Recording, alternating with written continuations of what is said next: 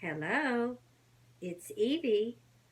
I'm coming to you today from the front bedroom. I bet you're wondering why I'm in this front bedroom. Well, I'll tell you that later. For right now, I want to read you a Bible story. Now, this Bible story is found in the Old Testament and it's in the book of Joshua. Do you know where the book of Joshua is in the Old Testament? Well, let's sing the song, the books of the Bible, or the books of the Old Testament, and you raise your hand when you hear the book Joshua. You ready?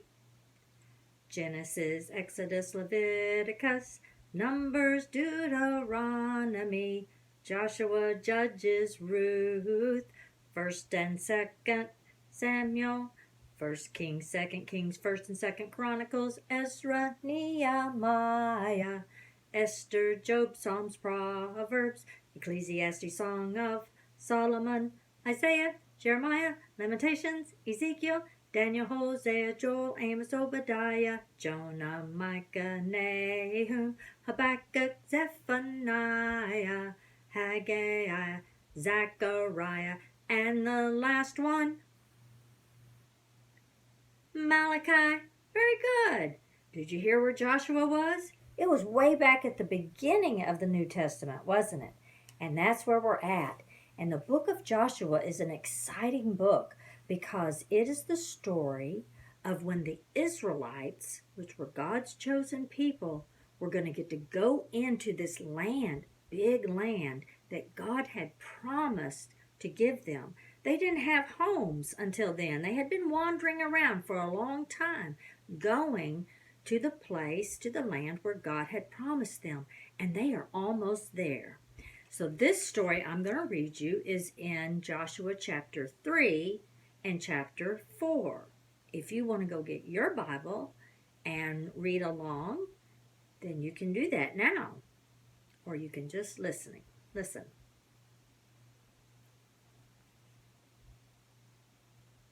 Okay, so here's the story.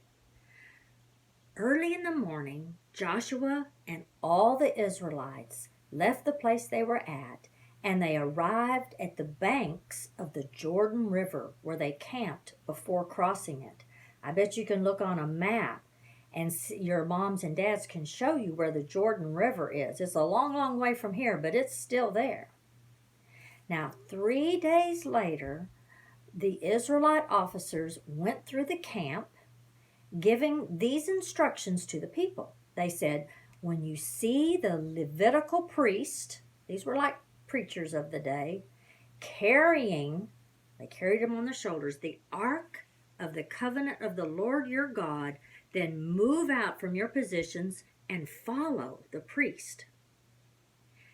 Since you have never traveled this way before, they will guide you. Now stay about half a mile behind them. That's our first example of social distancing. Keeping a clear distance between you and the ark. Make sure you don't come any closer. Then Joshua told the people, purify yourselves. That means get ready with your thoughts and your heart. Purify yourselves, for tomorrow the Lord will do a great wonder among you. I wonder what the Lord was going to do. It was going to be something magnificent. They had to be ready for it. Well, in the next morning, Joshua said to those priests, lift up the Ark of the Covenant, they carried it on their shoulders, and lead the people across the river. And let me tell you something, they didn't have a bridge over that river. So, interesting, right? And so they started out, and they did go ahead of the people. Now the Lord told Joshua, today I will begin to make you a great leader in the eyes of all the Israelites. They will know that I am with you, just as I was with Moses. Give this command to the priests who are carrying the Ark of the Covenant. This is what Joshua told them from God. When you reach the banks, you know what the banks are, the edge of the Jordan River, Take a few steps into the river and stop there.